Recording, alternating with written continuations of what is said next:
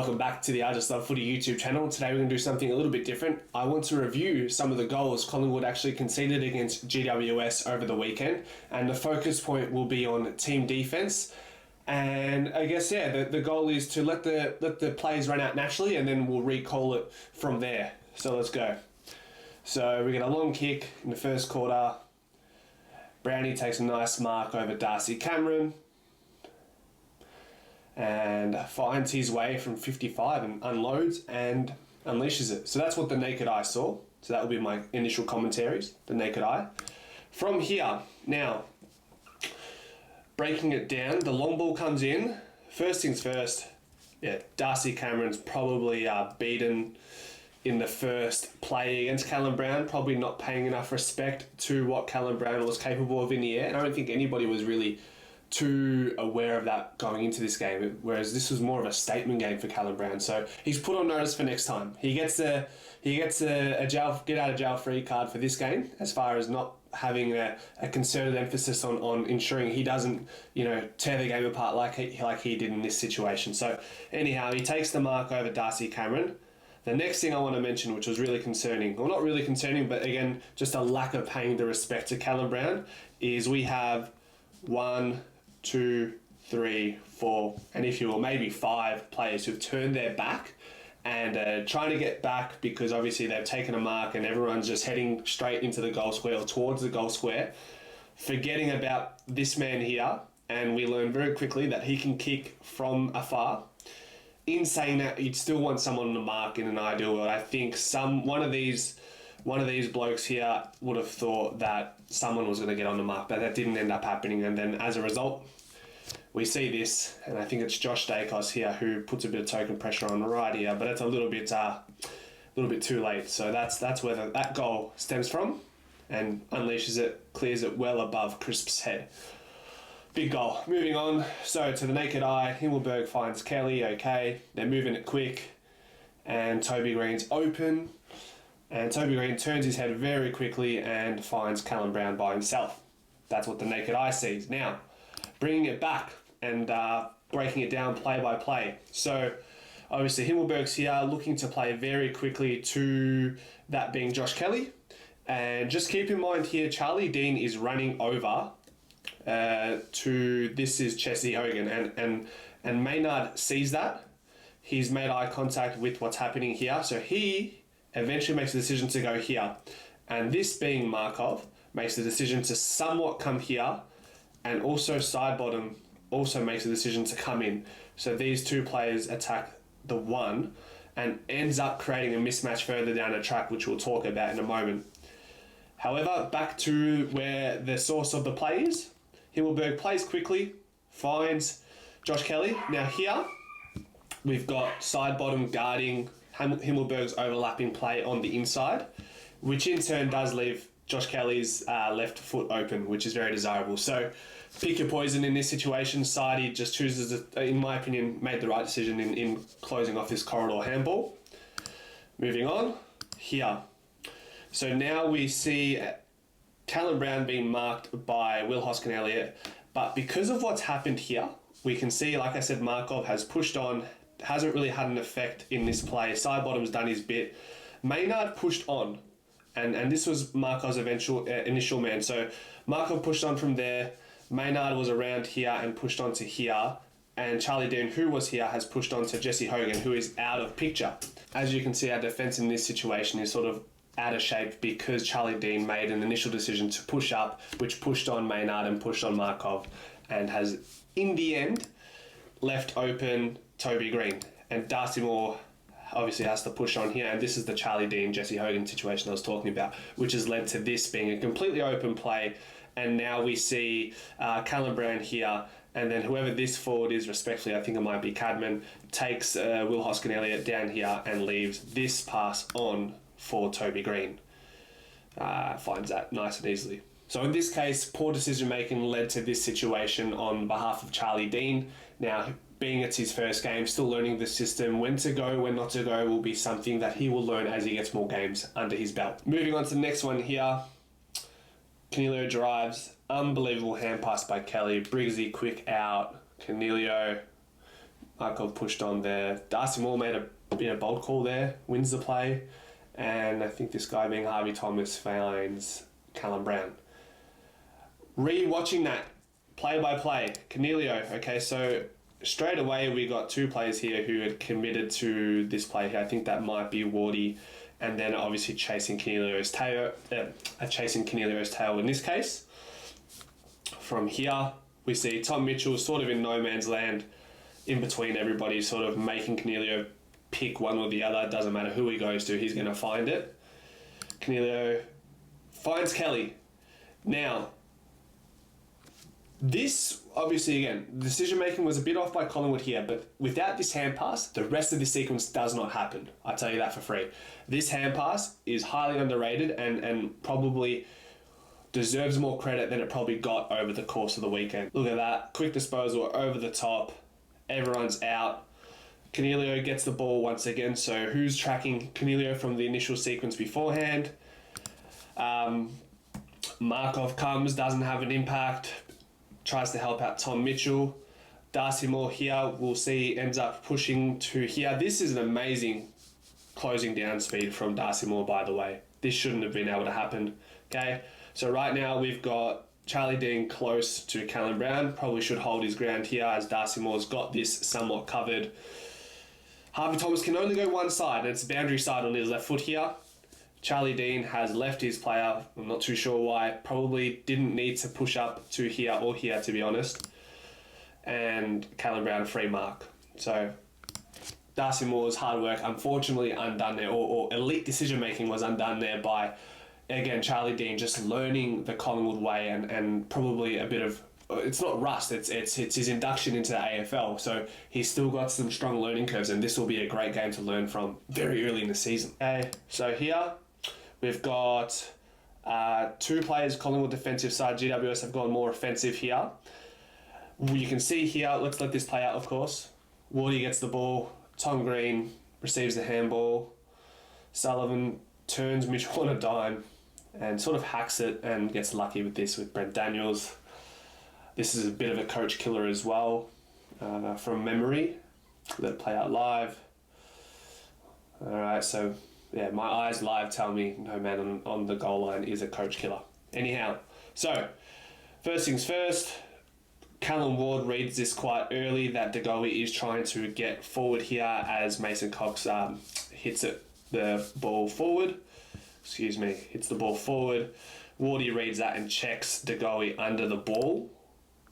The next thing, while this is happening, Tom Green has read that Callum Ward is probably going to win this. So you're going to see Tom Green weave around here and be half a second quicker than Dacos to get this. And then watch this unplay as well. Mitchell already a bit of separation between Sullivan and himself. And remember, Sullivan is the one who ends up turning Mitchell and receiving the ball to... giving the ball to Brent Daniels, So we see Tom Green finds a space. De Goey and Dacos onto the ball. No impact, of course. And then Sullivan, Mitchell's late to the party, also gets turned. And then Sullivan's on his way and gets lucky with Daniels here. All right, so now we've got 1, 2, 3, 4, 5, 6, 7, 8. Almost, probably 10 seconds total for a defender to get back on the goal line. I think Darcy Moore probably could have done it. I'm being hypercritical, guys. I have to be. This is what I'm seeing. This is how players get better.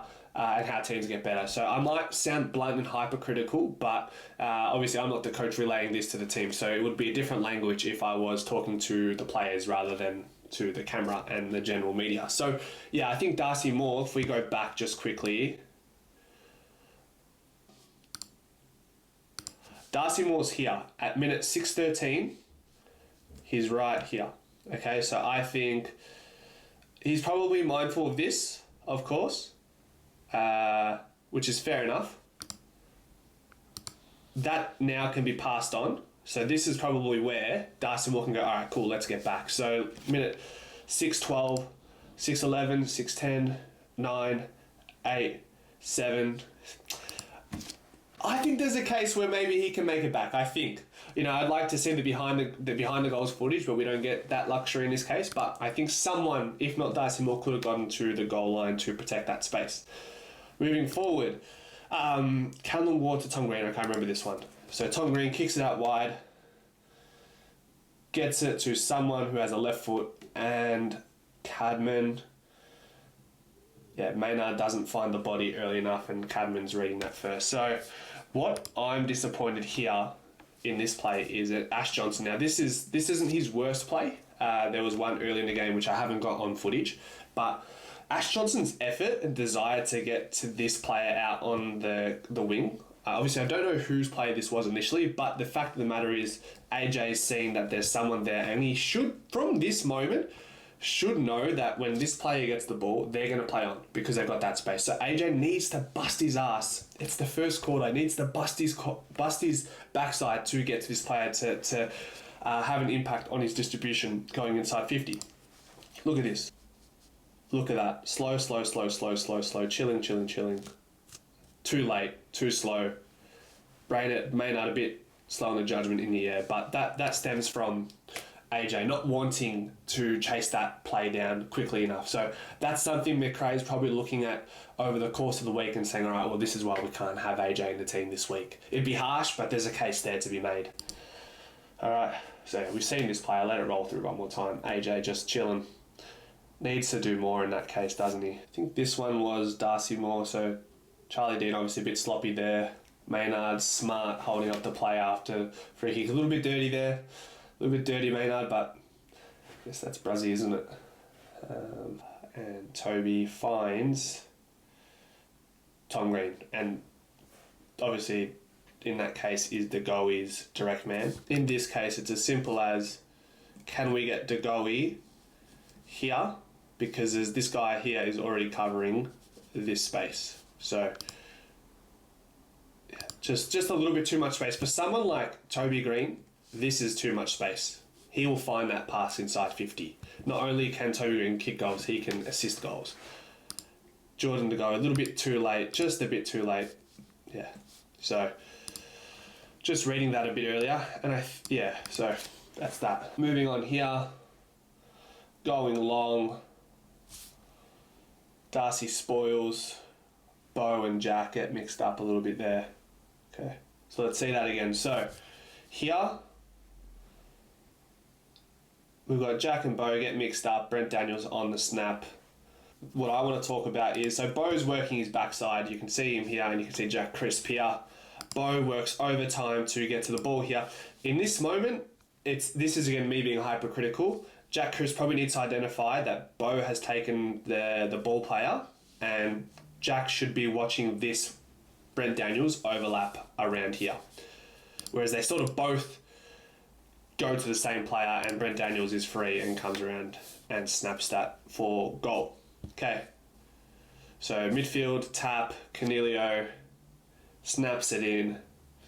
And I think this is just me wanting to talk about some composure and some gambling, I guess. So here I just wanted to mention, in this case, Tom Mitchell gambles this side, Cornelio gambles this side. If anything, we're probably wanting Tom Mitchell to go defensive side and following Cogs, but he may have got caught up in this contest in a hole. Nevertheless, Cornelio is the one who gets it out there. Titch tries to work his way back into it. And then here I just wanted to talk about Charlie Dean just losing a bit of composure, losing his feet. People will say he lost his balance, he tripped over, but this is just 3/4 of being overwhelmed and pretty much culminating to this moment where he falls over on his feet. I think it's just a matter of composure there and just being a bit more calm. So here we go. Next play. This one just a moment of acknowledgement for Toby Green. Unreal sense of the moment for Toby Green just then, in such a clutch moment as well. Reads that the ball's going over, dares to take on Oleg Markov, one of the fastest blokes in the AFL, and just completely burns him, and while under pressure, having him on his tail, kicks a goal. So that's just incredible. Kudos to Toby. Hard to dislike that, but I understand why people may not love him even in those moments. Yep. So Darcy Moore spoils. So he had a lot of dropped marks, Darcy.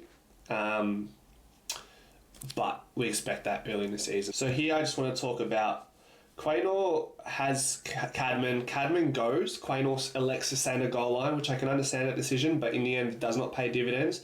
Cadman gets the ball and scores. Quaynor holds his ground. Moving on here, my check onto Whitfield. Sam Taylor slaps it on very intelligently. Finds Himmelberg. Connor Iden picks the hole again, and then just a lapse of midfield defense. Nothing much out. Not much the back six could have done here.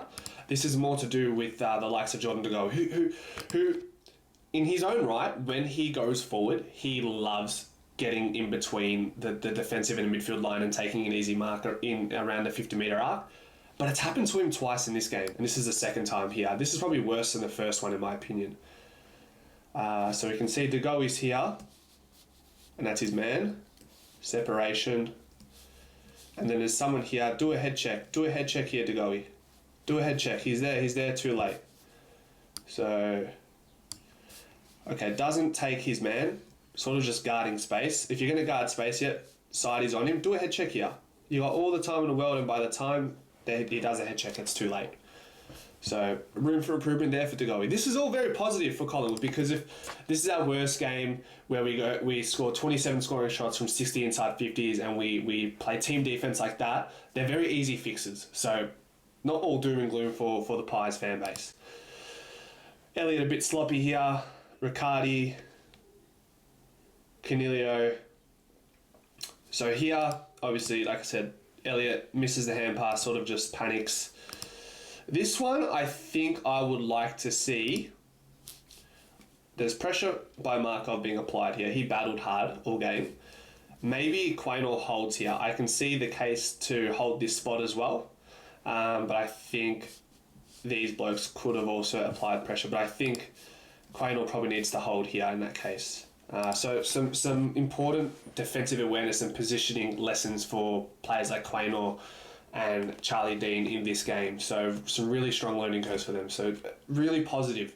I know I sound negative and pessimistic, but this is really positive because they're easy fixing points and great learning lessons against a great side who is, touted to be a premiership fancy.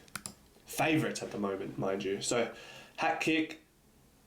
Darcy sloppy again, that's okay. We know he'll be better than that. Markov sloppy. Callum Brown extremely quick there. I just want to note really quick.